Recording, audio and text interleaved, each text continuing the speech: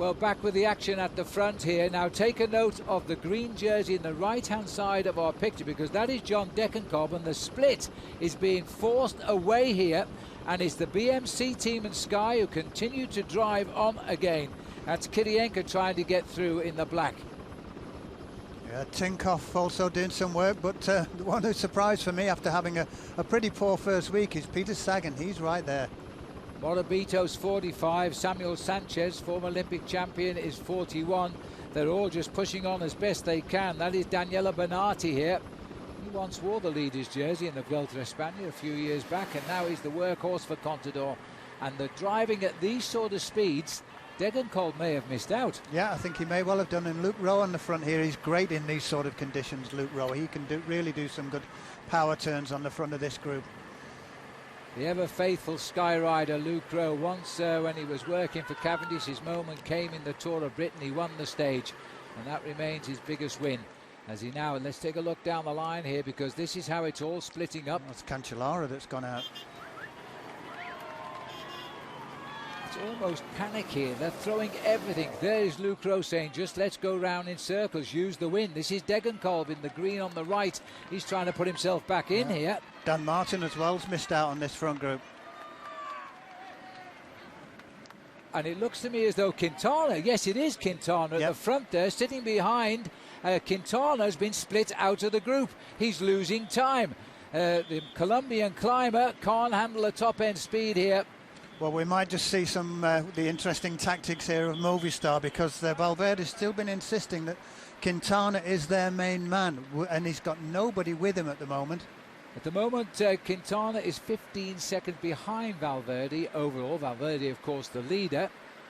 And the gap is opening, and there could be a little bit more time gap. But, of course, Quintana, when he gets on the mountain, is going to feel a little bit happier. And they come tomorrow with a mountain top finish. But you can never count out a race on the flat when you catch the crosswinds. The strong men will come to the top. Yeah, about 23 riders in this front group now, and Quintana did have a warning a bit back. It slipped too far back, and he's definitely been caught out here. Quintana is the smallest rider in this front group, in the lime green helmet. Desperate moments. I wonder what he's thinking, Graham, because he can't really chase, can he? I'll be very disappointed, and he's got no teammates with him, and that's the thing. And also, I'm looking there at Valverde. I don't think he's got any teammates, so the Movistar team as a whole have missed out completely here. Which is in itself a bit of a surprise. Orica Green Edge have done well here. Now Chavez is their man, he's still here. Chance to gain a few seconds for him. He lost a few the other day, but he's delighted with his results so far in his first Grand Tour. Hats off to Cadel Evans. He's got a bit between the teeth today in second place there. Oh, look at this. Hey, look at the split. They're so anxious to get Degenkolb across the gap. They're riding away from him just now. Well, the gap's coming back, though. It is coming back. It is coming back. If they get too excited and lift the pace just too much into the red, the gap will open again. There's Degenkolb, fourth in line. Quintana could breathe a sigh of relief yet, but I'm just wondering, there he is down in the middle of our picture, so he's lost ground again from the front group. A couple of Movistar teammates there are with him now, but they're not doing any of the chasing at the moment. They're leaving it mostly up to the Giant Shimano guys. Only 6.5 kilometers to go. Pressure is on from the front. Steve Morabito, I think it is, driving here with Cadel Evans, Kirienka. Contador constantly being shadowed by Chris Froome. Froome's been going for the sprints these last few days as well, and he might look for a couple of bonuses to annoy his rivals again. And it wasn't, it was, yes it was Cadel Evans and Morabito, as they seem to be the workhorses. Also Samuel Sanchez getting involved there for BMC. There's the split, it's closing. At what strength? Here comes Quintana, being led by a teammate, Amador, back up to the sharp end of this chase. They've got to get him across this gap. That's what they'll be thinking here. Every second at the moment in this year's Vuelta really does count. Yeah, they need to get him up there pretty quickly. I mean, they've been fortunate that they have got this gap back a little bit. It's not really been down to the Movistar that's been doing it. Far side for Emtien Quebec, Sparagli. Lawrence Tendam here for Belkin. These are pretty desperate moments over this last 30 kilometres, but it may be having an effect. They're bringing back John Degenkolb. He'll be breathing a sigh of relief because he is a likely winner, unless this chase has taken just that little bit much out of him. There is the gap. They've rejoined, but what desperate moments they were. Just on 5 kilometres from the finish, Degenkolb particularly is back in with the hunt for his 3rd stage win. There's Daniele Benati at the back of the race, 6 times a stage win. He's a very good sprint. He's worn the leader's jersey. More of a team player today, I think. Christian Knies gets to the front. Where's the flashes, the former champion of Germany here? Michael Matthews still well placed there. He's got 2 or 3 teammates. He's one of the riders with the most teammates out of the sprinters in this group.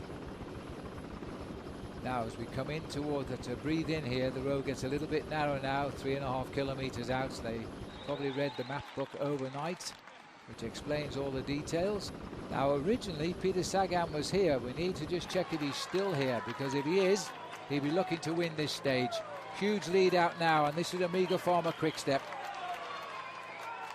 Maybe Tom Boonen fancies his chances. Sometimes a hard stage like this or a hard finale can take the sting out of the pure sprinter's legs, and it may well just suit Tom Boonen. Certainly looks like that way. Well, he's the 3rd man in the line, but has he got enough men left in front of him? He's still a long way from the line at 2.7. Degenkolb is much better placed just now in that lime green jersey as he goes around the corner.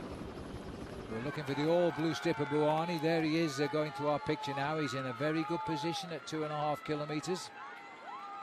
Could well see one of those very disorganised last couple of kilometres here, with no real team being able to take up the initiative. At the moment it is the Omega Farmer team that's doing the pacemaking, and Orica look like they're well placed to take it up after that. Well, if Orica have got the firepower, Michael Matthews at this point is going to feel pretty confident. A couple of riders back to Buani, and he's a couple of riders. There's Michael Matthews just checking out things. John Degenkolb knows all about Michael Matthews, is on his wheel, and Peter Sagan is there. The lime green boy is being bumped aboard. This is such a turnaround in form for Sagan. He must have earmarked this stage. Yeah, I don't think he's felt too comfortable in the heat, and has been one of the first riders to get dropped, but Sagan's such a quality athlete that he will get better and better. 3 times a stage win, and the only other time he's ridden a Vuelta a Espana, Peter Sagan. He now seems to be finding his legs. Taking him 8 days, but he's right here, and it's been a tough stage to be in the right place. The group behind now has fallen away to 45 seconds. They're not going to come back. Skurs for Quintana, but he's repaired the damage. He's in this group now as they go into the last 1.3, 1.2 kilometres. We've got a big sweeping right-hander coming up now, and then it's the long, almost 1 kilometre finishing straight. 3 of the 4 sprinters are now all together. I should include Tom Boonen as well. So we'll say 4 of the 5 sprinters are now all together here. We're just looking for Buani in the all-blue strip to get himself up towards the front. And we're under 1 kilometre to go now. Well, Sagan's gone through in 5th place. We'll see how it lines up now. The blue jersey is down and into the slipstream, but he may be a bit far back here.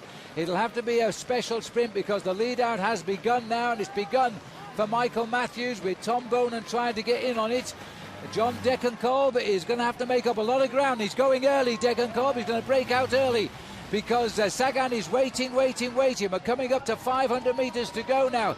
The lead out is for Tom Boonen, but now John Degenkolb feels the time has to be now as he starts to close in. He's got Buani on him. The boy in blue has come from nowhere. Nasser Buani is breaking to our left as he goes for the line. The man in blue looks like he's going to make this a clean slate. He won right at the start, and a little bit of a hook there, but it didn't affect the progress of Michael Matthews, and I think Sagan might have got 3rd. Nasser Buani gets the stage. Yeah, and I think, as you say, Sagan got 3rd. Degenkolb probably came from too far back again, as he did earlier in the Vuelta, and had too much to make up and weakened towards the line, but no doubt about the winner, Buani. And here we can see Buani starts his sprint early, catches Matthews and Degenkolb napping, moves over to the right-hand side of the road, but he's also already got a couple of lengths before Matthews can start his sprint. But he went from quite a long way out, and he was really hanging on in the end, and it was really time for that line to arrive as Matthews comes up. Slight wobble at the end, but that was just pure. He was on his last legs. So there's the result. Buani from Matthews, with Peter Sagan contesting his first sprint of this Vuelta, getting ahead of John Degenkolb for third. All the favourites finished in that league group, which ended up being no bigger than 54. Stage win number 2 then for Buani, and in honour of his flick on the line perhaps, he was presented with a flick knife, product of Albacete, although health and safety seems to have required that somebody stick a cork on the end to save him inadvertently slashing a dignitary or podium girl as he turned. Félicitations. C'était pas tout à fait évident que ça allait terminer dans un sprint. Oui, c'était très nerveux, on le savait qu'il allait avoir du vent et qu'il y avait des risques de bordure, donc je suis resté au maximum à l'avant jusqu'à l'arrivée. J'avais encore Geoffrey Soupe avec moi dans le final et moi j'ai lancé le sprint à environ 300 mètres de la ligne, il y avait vent de face et j'ai réussi à résister. Il y avait Matthews qui a trouvé votre roue, vous en étiez conscient? Non, quand j'ai lancé le sprint à 300 mètres, je regardais surtout la ligne et voilà, c'était très long. The story of the day, though, wasn't really the sprint, but the splits. Chris Froome talked his team up this morning before the stage, and they were the ones who applied the pressure. The one slight mystery was how Nairo Quintana went from taking his turn at the front to slipping into the second group. Good to get through that one as well. Yeah, good stage to put behind us today, I think. Yeah, the team were fantastic today, always up front and keeping a good position. I think we were definitely more on the offensive today than having to react to other people, so that's what we wanted. And in the closing kilometres, Luke Rowe getting to the front and imposing a bit of order on the race. Yeah, Luke did a massive job there. I mean, everyone did. Kiri, all the guys did a super job today, and yeah, I'm just glad to get through that one and into the mountains tomorrow. He quedado en un momento encerrado, los compañeros han quedado atrás, el único que queda adelante era Alejandro y bueno, hemos abierto el abanico con los Jan, que también les interesaba para la etapa y supimos resolverlo al final para poder coger el pelotón y llegar a sprintar. ¿Te estás encontrando a gusto? Estaba oyendo porque había mucho jaleo, estaba oyendo algo por la emisora, pero no sabía exactamente si él venía ahí cortado, si no venía cortado. No lo sabía, pero al final yo no podía mirar para atrás y tenía que estar ahí adelante. Another day in red for Alejandro Valverde without really having to go into the red. That'll change tomorrow when the race returns to the mountains. No change at the top of the standings, although Nairo Quintana's second place looked precarious for a while. Still 7 men within a minute of the race lead. Warren Barguil is best of the rest, and as a byproduct of all his hard work at the front for Chris Froome today, Luke Rowe has moved up a place in the standings. No casualties today, by the way, still 195 men in the race.